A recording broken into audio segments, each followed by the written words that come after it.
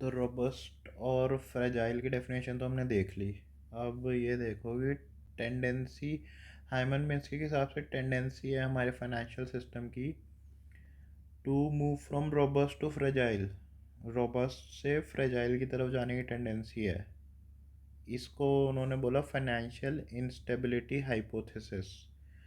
सो ये क्यों होता है कि हमारा सिस्टम हमेशा रोबस्ट से फ्रेजाइल की तरफ क्यों जाता है? तो इसके लिए उन्होंने कई सारी अपनी आर्गुमेंट्स दिए।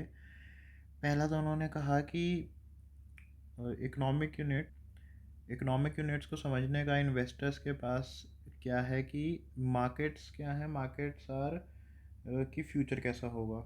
और इन्वेस्टर्स मार्केट में इन्वेस्ट क्या देख के करता है कि मार्केट कैसी होगी। तो it is like model of model, कि हमने जो एक मॉडल है उसका भी मॉडल है। या फिर हम कह सकते हैं कि we are predicting the predictor. जो चीज़ खुद फ्यूचर को प्रिडिक्ट करती है, हम उस चीज़ को प्रिडिक्ट कर रहे हैं। या फिर जैसे हाइमन मिन्स्की ने भी लिखा है कि फोरकास्ट द फोरकास्ट।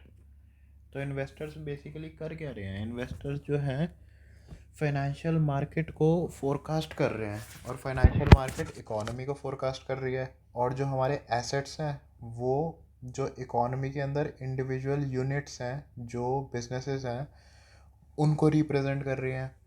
तो यानी कि ये काफ़ी ज़्यादा मुश्किल काम है। और इसके अंदर जो कंसेंसस व्यू बनता है उसको भाई साहब रेप्लिकेट अभी तक हम नहीं कर पाए हैं, क्योंकि कर लिया होता तो आप समझ लीजिए कि मार्केट फिर बेकार है।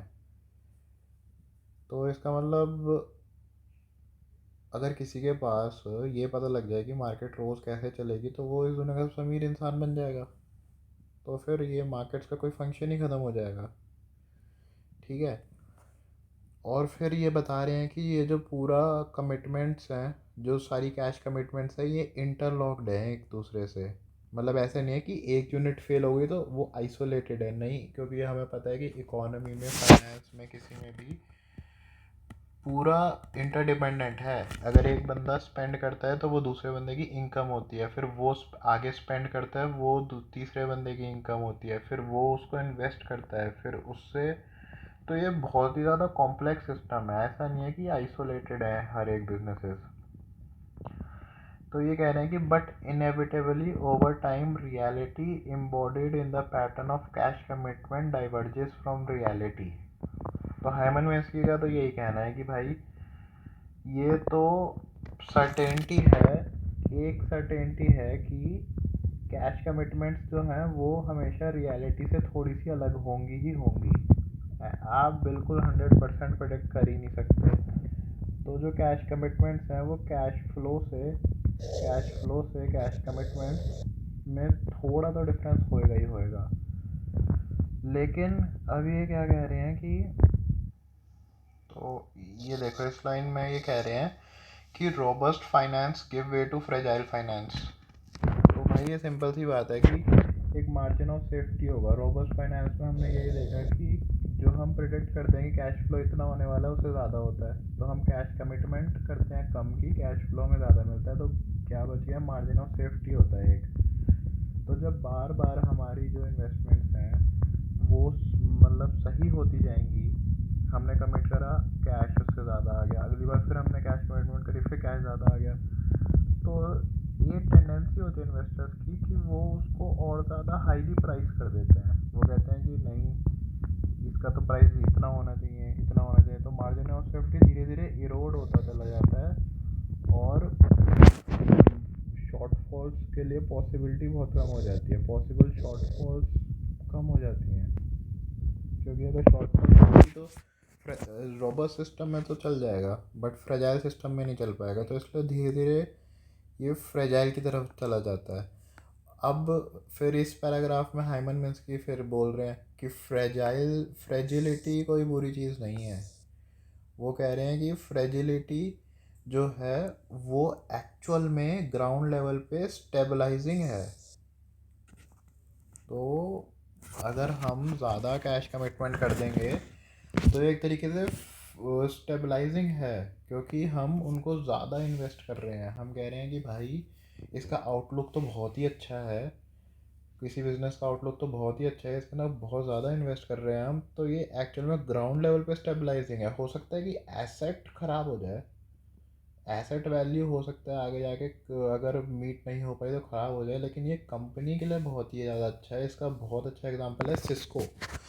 सिस्को की वैल्यूएशंस डॉट कॉम बबल के टाइम पे बहुत हाई चली गई थी। आज तक भी उस शेयर प्राइस उसके आसपास नहीं आ पाया है जो 1999 में था, 20 साल बाद भी।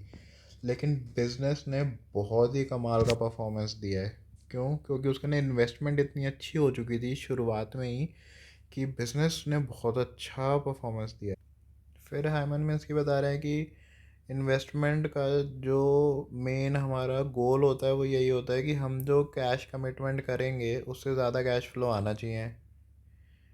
तो वो कह रहे हैं एटलीस्ट इन प्रिंसिपल जो हम डेट फाइनेंस इन्वेस्टमेंट्स होती हैं वो, मतलब जो हम उधार लेकर बिजनेस में पैसा लगाते हैं, तो इसके अंदर हमारा जो फ्यूचर कैश फ्लो है वो हमारा फ्यूचर कैश कमिटमेंट से ज़्यादा होना चाहिए। मतलब अगर मैंने लोन लिया किसी कंपनी को बनाने के लिए 1 लाख रुपए का, तो अगर 5 साल के अंदर मुझे 1,20,000 रुपये चुकाने हैं तो 5 साल के अंदर मेरे पास 1,50,000 रुपये आने चाहिए, तभी तो भाई प्रॉफिटेबल बिजनेस होगा। मैं अपना लोन भी पे डाउन कर पाऊँगा और जो एक्स्ट्रा पैसा आएगा उसकी मदद से मैं कंज्यूम करूँगा बिज़नेस को और इन्वेस्ट करूँगा जो भी करूँगा।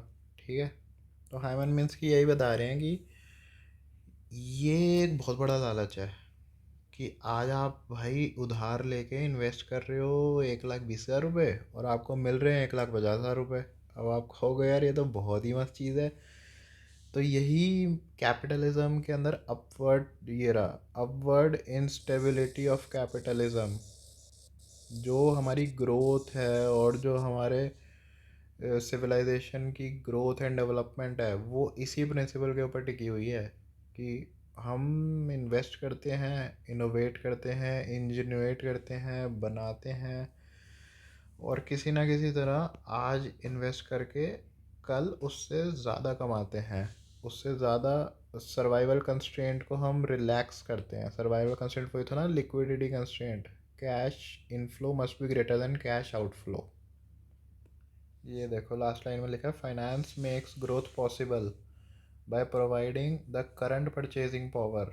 जो अभी की करंट की जो परचेजिंग पावर है वो ऐसे लोगों को प्रोवाइड करना, ये फाइनेंशियल सिस्टम का काम है। ऐसे लोगों को प्रोवाइड करना जो कि boundaries of the system expand करें, जो कि नई टेक्नोलॉजी लाएं, जो कि हमारा लाइफस्टाइल एक्सपैंड करें। यही तो हो रहा है पिछले 200-300 सालों से। लाइफस्टाइल बहुत अच्छा हो चुका है, आज हम एक राजा से भी बेटर लाइफस्टाइल जीते हैं।